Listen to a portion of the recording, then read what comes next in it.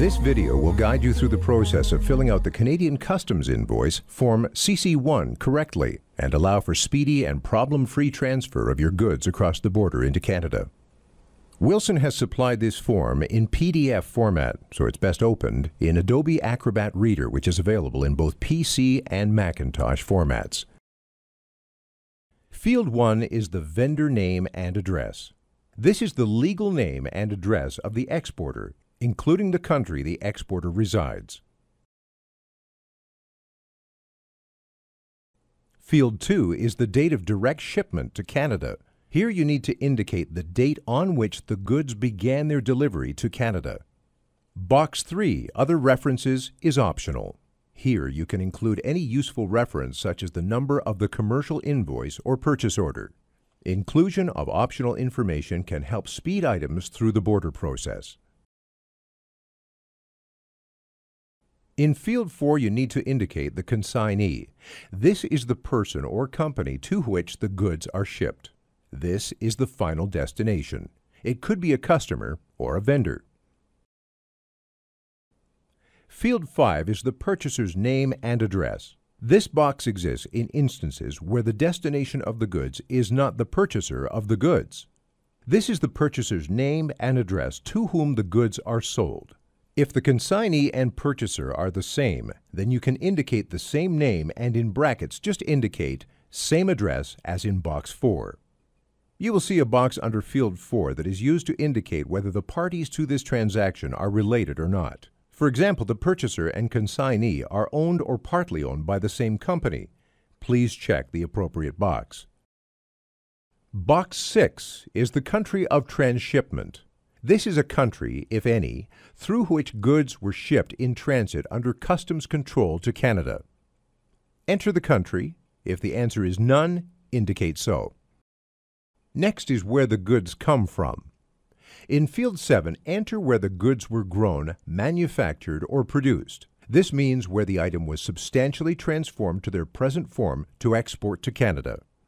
An important note here is for goods covered by NAFTA. There are special rules. So in that case, you indicate the country of origin according to NAFTA guidelines. There is also a special note here if the items have multiple origins. You have that opportunity in Box 12 to indicate the various origins per item. In that case, write multiple, see Box 12. Box 8 is about transportation. State the mode of transportation used and the city and country which the goods began their uninterrupted journey to Canada. Conditions of sale and terms of payment. In Field 9, you need to indicate the conditions of sale.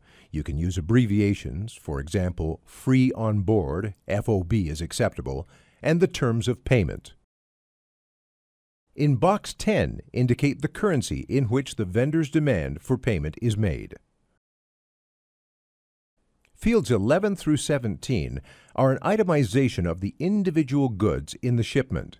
If you have an attached commercial invoice, you can check the box in Field 18 and write the commercial invoice number in the space provided.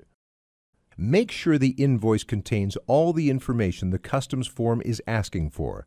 If not, then indicate the missing information on the form. For example, if the goods have multiple countries of origin, you would need to indicate that in addition to your attached invoice. If there is not an attached commercial invoice, itemize the goods in the spaces provided. If needed, you can attach additional forms.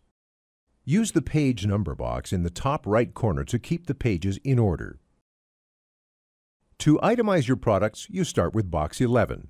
This is the number of individual packages, pieces, or bundles covered by the invoice. In Field 12, you show the kind of packages, examples cases or cartons, and descriptive markings and numbers on the packages. A general description of the goods must be shown, along with the commercial description. Also state if the item is used, obsolete, discontinued, closed out, job lots, remnants, or other than prime quality, as that affects the value of the item. You are stating the quantity in Field 13 with the appropriate unit of measure for each item of description.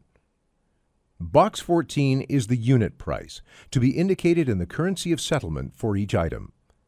This is the type of money the goods were originally purchased in. Number 15 is the total for each description, so multiply the quantity, box 13, by the unit price, box 14, to get the total. In field 16, indicate the net weight, or the combined weight of individual items before packaging, and the gross weight for all the combined items, including packaging. If you have additional pages, include all items in your calculations. Box 17 is the total price paid, or payable for the goods described on the invoice on any continuation pages. This is the addition of all totals from each line of description from box 15. As stated earlier, if you have an attached invoice with all the necessary information, you can indicate the invoice number in box 18 and check the indicator box. In this case, you can leave boxes 11 through 15 blank. Field 19 is the exporter's name and address. It's only necessary to fill out this field if the exporter is not the vendor named in Field 1.